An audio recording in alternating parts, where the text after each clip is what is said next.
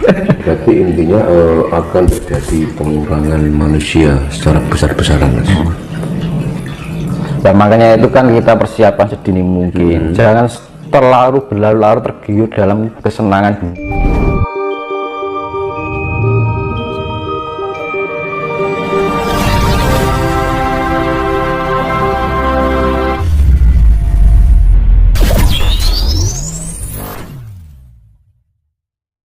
Tapi kan di Jawa kan masih beruntung kan gitu. Karena apa?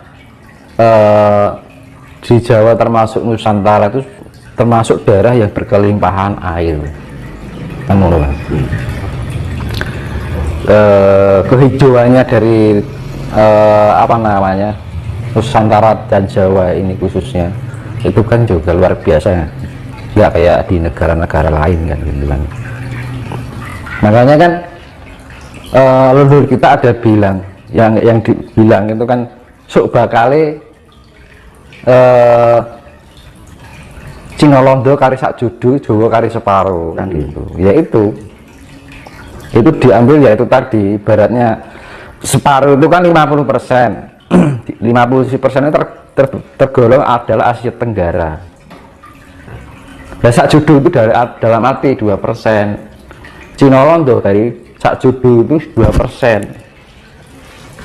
Jadi kumulatif dunia 5% kan gitu. Makanya kan di dalam Bharatayuda Jaya binangan antara Kurawa dan Pandawa 5, Kurawa 100, perbandingannya adalah 5:100 kan gitu. Jadi ya ibaratnya 100 ya dari 5 gitu aja,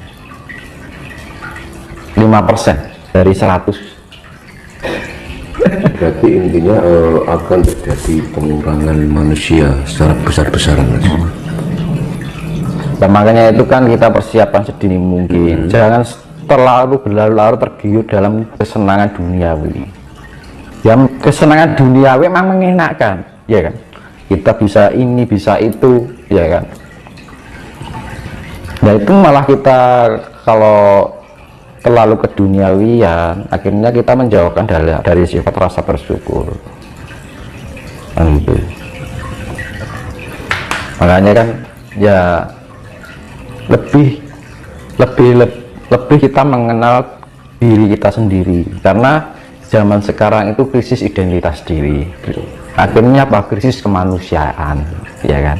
Wong dosa karpe dewi, nggak peduli yang itu akanlah merugikan apa buat orang lain atau enggak, yang penting untung. Mas sekarang agak gitu, menurut gue dan ngono, ya kan. Ibaratnya wong Jawa iki wis akeh sifating jangan mau menungso kang ngumbar angkara murka, mung butuh nuruti karep, ya kan. Mung butuh nuruti karep, ya kan. Jadi wis ora memberikan sifat yang meninggalkan rasa sejati ini. Rasa sejati ini dalam sudah meninggalkan jati dirinya. Jati dirinya adalah sebenarnya adalah Tuhan itu sendiri yang ada di dalam diri kita. Makanya ketika kita menemukan jati diri kita, maka kita akan menemukan Tuhan yang ada di dalam diri kita, ya kan. Identitas diri kita adalah Tuhan sebenarnya. Makanya kan di dalam sesi jenar yo engson kang jumeneng ana, ya Gusti ingkang jumeneng ana ning jiwa ragaku. Makanya diarani orang Jawa bilang manunggaling kawulan Gusti. Itu sebenarnya itu Tuhan itu ada di dalam diri kita kan. Tapi kita rasakan keberadaan Tuhan, nah, gitu. Dengan cara apa? Kita mengenal jati diri kita sendiri, bahwa jati diri kita sendiri adalah sifat Tuhan.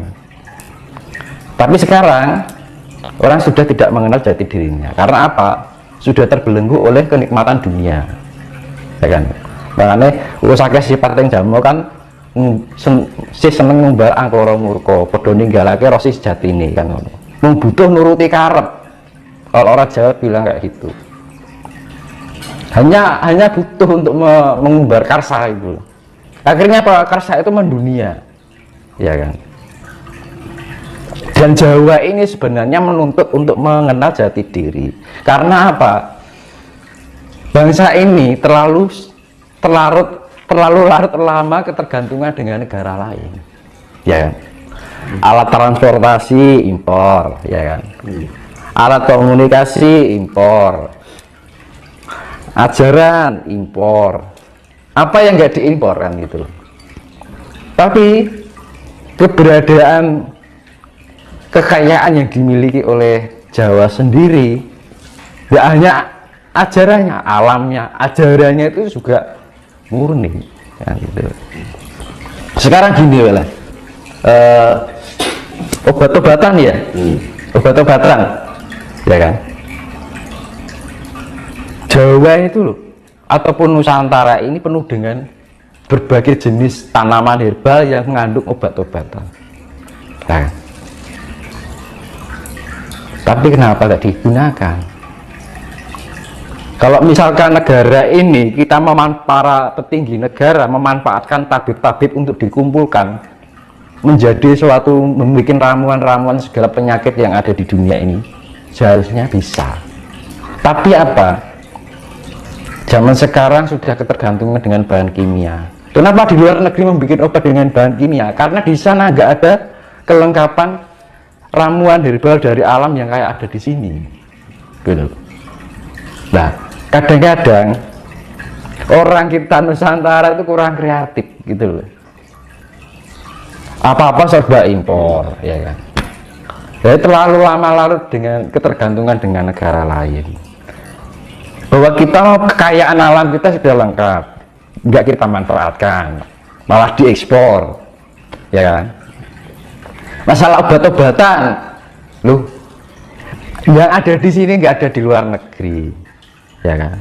Tapi orang sekarang mengimpor dari jamu obat-obatan kimia dari negeri lain, contohnya vaksin, lagi racun kan gitu kan. Sebenarnya nggak usah itu pakai kemampuan tradisional herbal di Nusantara ini, kalau mau ya banyak gitu loh. Nggak usah impor mas. Nah, seharusnya kayak petinggi-petinggi ini mengumpulkan para tabib Nusantara gitu misalkan. Para tabib-tabib dari Kalimantan, Jawa, Bali, Lombok, Sumatera, jadikan satu. Tabib-tabib ini, negara kita terbebas dari virus kebal semua, ya kan? Orang luar negeri bikin virus apapun lepas, ya kan? Nggak mempan. Tapi kenapa nggak dimanfaatkan? Karena apa? Negara kita ini sudah terlalu lama terlarut dalam ketergantungan dengan negara lain, tidak pernah menggunakan kekayaan-kekayaan yang dimiliki oleh negara ini. Kadang-kadang kurang kreatif gitu loh. Apa ya, kok hanya selalu dipikir sana. Nah, jati diri Nusantara ini sudah hilang. Ya kan? Kekayaan sudah diberikan kelimpahan, ya kan? Jenis obat-obatan serba ada, rempah-rempah ada, ya kan? Makanya makanan di luar negeri serba hambar, karena apa? Rempah-rempahnya kosong, nggak kayak di sini. Kalau di sini kan makanan gurih kan gitu kan, renyah, ya kan? Ada rasanya gitu. Tuh. Nah, makanya kan dibilang penduduk atau umat Nusantara ini kehilangan jati dirinya sebagai orang Nusantara. Tidak hanya dari level sudra, level raja-raja dalam arti petinggi negara ini selang gagas itu, nggak peduli dengan jati diri Nusantara. Katanya ingin menjadi suatu negara yang harus menjadi ada di dunia. Sekarang gini, nggak usah jauh-jauh kita berpikir tentang kejayaan Nusantara. Asal usul Nusantara aja dilupakan kok. Nggak usah asal usul diri aja loh, nggak tahu gimana akan memperbesar Nusantara. Kan sepele, nggak usah kita terlalu berpikir jauh. Karena apa? Kriteria Nusantara yang sebenarnya ketika manusianya itu mengenal jati dirinya, begitu juga mengenal jati diri Nusantara berbagai